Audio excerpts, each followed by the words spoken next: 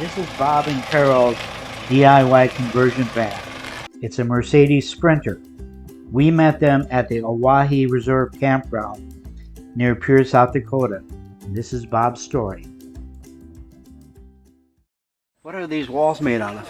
This is just plastic, you know, just the factory walls with sound deadening material behind them. Same with the ceiling, just put cedar pine, stuff you put in your closet, puck lighting. I took everything out, and you know, there's sound deadening material throughout. I had a 1 sheet, a 1/4 inch plywood at home. I took all my scrap pieces, glued it on top, trimmed around the edges, and then made these cedar trim pieces on the outside. Poured the urethane over the whole top, 2 coats. Then I cut this out for the sink. I have a little aquarium pump that goes into a 4-gallon freshwater bucket, into a 3-gallon wastewater bucket. Has a little trap on it that I can take out and dump. Okay, can you open those doors? Yeah.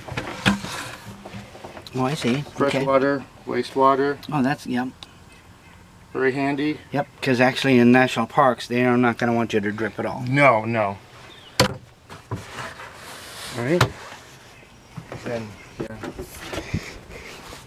this is all modularized.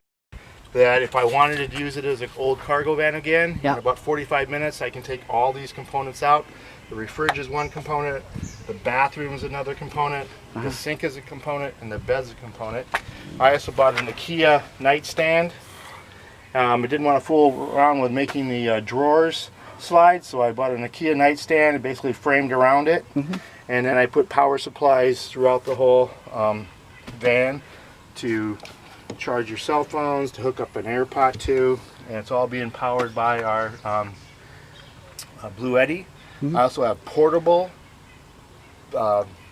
solar panels instead of having them on the roof, because you just mentioned about, you know, you want to park in the shade, and I have a 30-foot extension so I can put the solar panels out in the sun so I can park the van in the shade. Works great. Also have the ability to plug in like we did last night here. And I also have the ability, as we're driving down the road, to recharge the battery.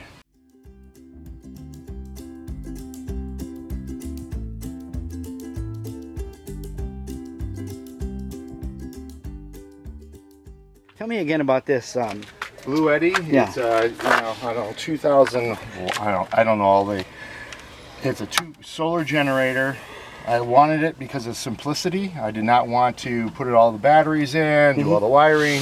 You buy it, you install it. I attached it with the tie downs in the back. You can plug in 4 accessories. It also has 30 amp. I don't think I'll ever use that, but I basically, you have the input, solar, landline, and then coming in from the car. Then you have the ability to run, this goes to the pump, water pump. These 2 go to the refrigerator, and basically the wiring throughout the van. And so you wire it up just like your house. Yeah. Approximately how much do they cost? This unit was $1,600 on sale, and then I invested about $900 to $1,000 on the 3 solar panels. And then, like I say, I opted to not put them on the ceiling. I want them portable so I can park the van.